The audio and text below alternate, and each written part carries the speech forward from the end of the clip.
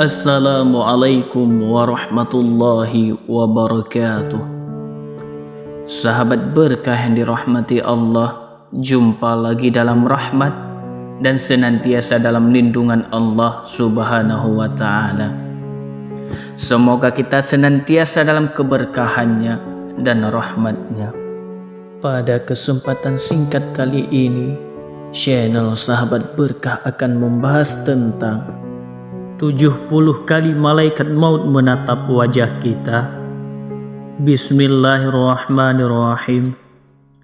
Merinding, ternyata malaikat maut mengunjungi manusia setiap 21 menit sekali. Ternyata malaikat maut tidak hanya datang saat nyawa manusia akan dicabut, namun mencapai hingga 70 kali dalam sehari. Itu artinya Israel menziarahi manusia setiap 21 menit sekali. Sebagaimana yang dijelaskan dalam hadis Nabi Muhammad SAW yang diriwayatkan Abdullah ibnu Abbas mengatakan bahwa Israel datang dan memperhatikan wajah-wajah manusia yang sedang tertawa-tawa. Maka berkatalah Israel, "Alangkah herannya aku melihat orang ini, sedangkan aku diutus oleh Allah Subhanahu wa ta'ala untuk mencabut nyawanya. Tetapi dia masih bersenang-senang bergelak tawa." Malaikat Israel diciptakan oleh Allah Subhanahu wa ta'ala dengan 4 wajah, satu di muka, satu wajah di kepala, satu wajah di punggung, dan satu lagi di telapak kakinya. Malaikat Israel diberikan kemampuan luar biasa oleh Allah Subhanahu wa ta'ala, sehingga dari ufuk barat hingga timur bisa dijangkaunya. Malaikat Israel memiliki 4.000 sayap dan 70.000 kaki. Salah satu kakinya di langit ke-7 dan satu lagi di jembatan yang memisahkan surga dan neraka.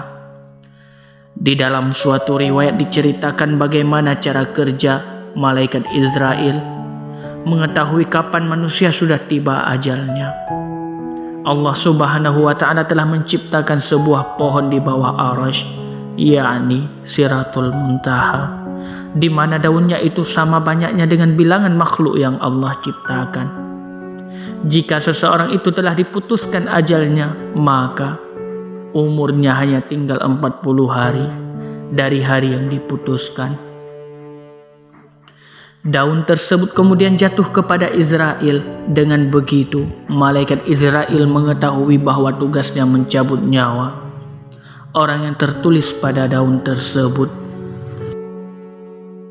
Para malaikat menyebutnya sebagai mayat di langit, meskipun hidup manusia tersebut masih 40 hari lagi. Setelah itu, akan jatuh 2 titisan dari bawah Arasy pada daun, menuliskan mayat langit ini. Satu titisan berupa warna hijau dan satu lagi berwarna putih. Jika titisan yang berwarna hijau, maka alamatnya celakalah di dalam menempuh ajal. Dan kalau titisan putih jatuh pada daun orang yang nama ditulis pada daun itu, maka pertanda berbahagialah orang itu saat ajal datang menjemputnya. Untuk mengetahui tempat mati, maka Allah menjadikan malaikat arham.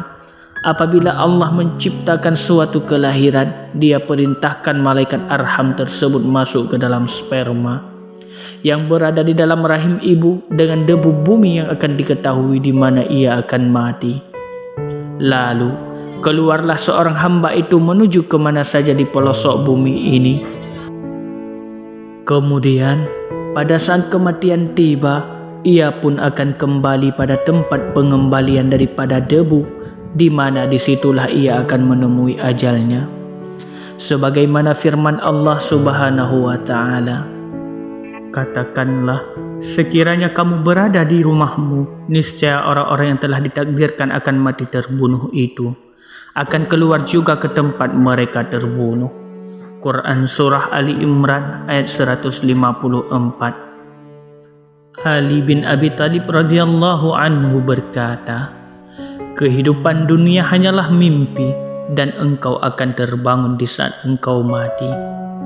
Malaikat maut atau Israel tidak hanya datang saat nyawa manusia akan dicabut, namun mencapai hingga 70 kali dalam sehari. Itu artinya Israel menziarahi manusia setiap 20 menit sekali. Orang bijak akan mempersiapkan diri sebelum menuju kematian dengan memperbanyak amal ibadah, karena hanya itu yang akan menemani hingga ke liang kuburnya. Imam Asy-Syafi'i berkata, "Jadikanlah akhirat di hatimu, dunia di tanganmu, dan kematian di pelupuk matamu."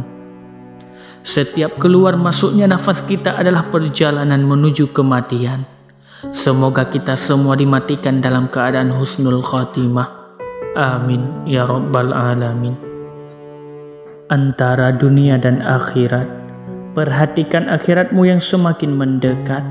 Lupakan duniamu yang sudah pergi menjauh. Seindah-indahnya duniamu, dia akan pergi. Seberat-beratnya urusan akhiratmu, akhirnya dialah tempat yang abadi. Bahagia dunia, sengsara akhirat adalah sengsara abadi. Sengsara dunia, bahagia akhirat adalah bahagia abadi. Bahagia dunia, akhirat adalah impian sejati. Akhirat itu pasti. Mencari posisi masing-masing adalah pilihan. Dunia itu hanya dua pilihan. Kau meninggalkannya atau dia meninggalkanmu. Sahabat berkah yang dirahmati Allah, akhirat pun hanya dua pilihan. Kau menemuinya atau dia menjemputmu.